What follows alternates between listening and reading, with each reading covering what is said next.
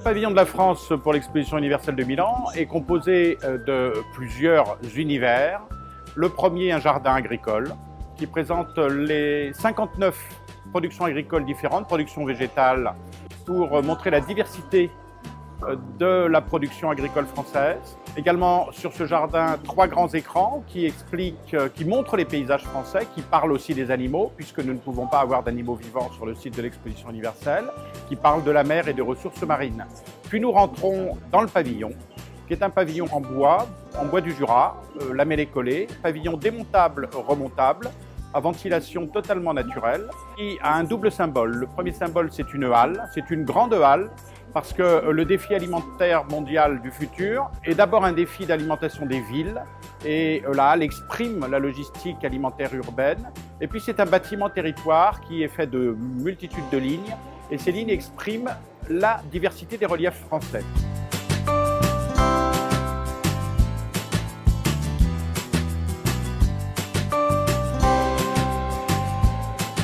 Sous ce pavillon, il y a une scénographie qui apporte les réponses de la France face au défi alimentaire mondial. Donc on pose d'abord la problématique, 7 milliards d'êtres humains aujourd'hui, 850 millions de personnes n'accèdent pas à l'alimentation, pourquoi?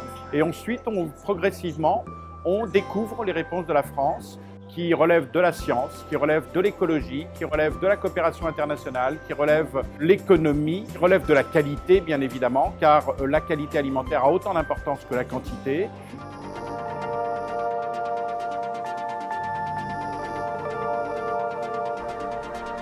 Le visiteur ensuite découvre une boulangerie. Du pain est fait tous les jours, la baguette française du pavillon de la France, donc pain et viennoiserie, et c'est quelque chose qui plaît beaucoup aux visiteurs. Et puis en sortant, il découvre un food truck qui est un concept car Peugeot.